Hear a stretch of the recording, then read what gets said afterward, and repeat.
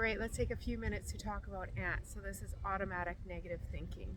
And this is a real common thing. There's lots of big CBT, neuropsych, all sorts of amazing people, including Danielle and Men, who talk about this. And so automatic negative thinking, it's really just this state of mind that gets us kind of stuck. And these are thoughts that are not positive, they're automatic, they're negative, and there's something that oftentimes we repeat. So similar wording, similar negative beliefs about ourselves, about the world, about people. Um, so there are things that get us really feeling bad, get us into a loop that stops us from problem solving. So these aren't good. This is a lot of reason why people might come and see someone like me. The other thing about our negative thoughts, or automatic negative thoughts, is that they're believable. So something that I will say is that anxiety and being analytical go hand in hand. And the thing about anxiety is that it runs parallel to the truth. So anxiety sounds very believable, sounds really, really good, and it's just kind of parallel. So a nice negative thought is everybody should like me. Sounds great. Sounds really good. It sounds very believable, very true, but it's not. Everybody shouldn't like me. Everybody's not going to like me. I'm not going to like everybody, and I don't have to like everybody. Those are more truthful things, but they take time for us to notice, to think about, and to consider what it means about us and the people around us. Anxiety, automatic negative thoughts, kind of take a grand sweep and they make us work less hard. That's kind of why we get stuck in them.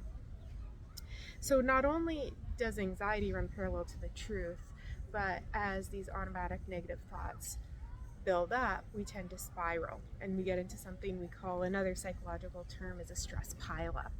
The more negative thoughts that go on, the more they pile up, the more they team up, the more they work together, and pretty soon we're just feeling really anxious, maybe afraid, upset, angry, sad, all those things that we think are bad, but there's no bad feeling. A feeling that's uncomfortable is really just a signal that something's going on inside, right? All these things that we talk about all the time. Similar to other, I guess, themes that we've noticed with things that are uncomfortable or warning signs, the automatic negative thoughts really fall into some predictable categories. Shame, blame, lame, guilt, those are really key themes. Am I shaming myself? Am I blaming myself? Am I guilting? Am I laming? So am I poo-pooing things? Or am I casting this sort of image onto other people? And it fits in with our model of self and model of others. So really considering how do I view myself is impacted by these automatic negative thoughts. How I view other people is also impacted on these automatic negative thoughts. Again, this idea, this one that sounds nice, everybody should like me, puts a lot of pressure on my view of self. I make a mistake, and what are the automatic negative thoughts that go on after that? Or I should like everybody else, but then I don't. What are the automatic negative thoughts that build up on top of that when somebody else lets me down? It's really interesting to get slow and notice not only the initial negative thought, but also the ones that perpetuate beyond that. Now, what do we do? So going back to some of the previous vlogs, I like to keep it simple. I don't mind repeating myself because if it works, it's worth repeating. And what I will say is internal conversation. So when my automatic negative voice shows up, first off, I want to get slow.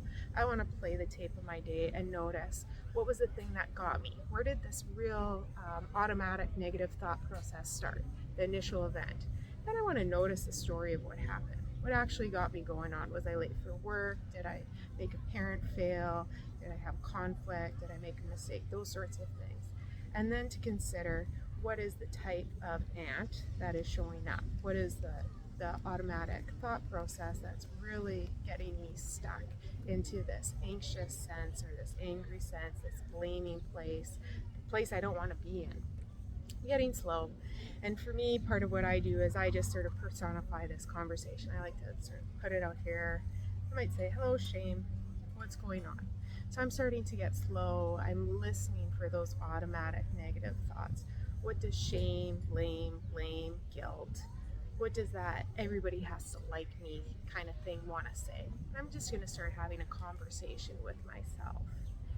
And again, if it works, it's worth repeating. I like to stick to two really key questions with my anxiety. That's what comes alongside with my automatic negative thoughts. Number one is, what is the truth?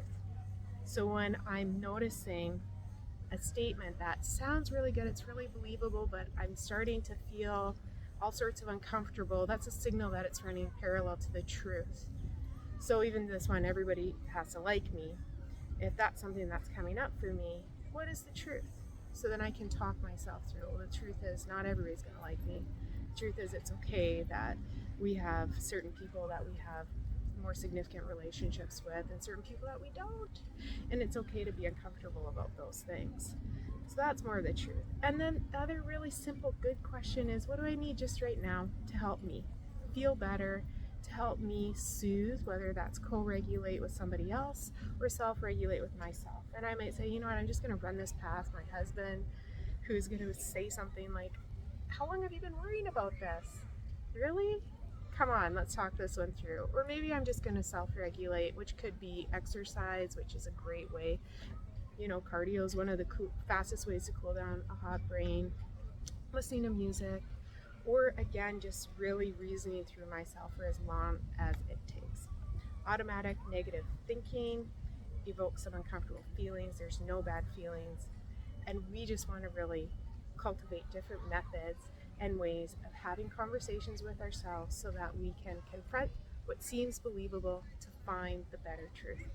Okay, thanks guys. I'm just in Comox, BC, and this is actually what it looks like. It's fabulous. Okay. Bye for now. Tara Boothby, registered psychologist, Sojourn Psychology.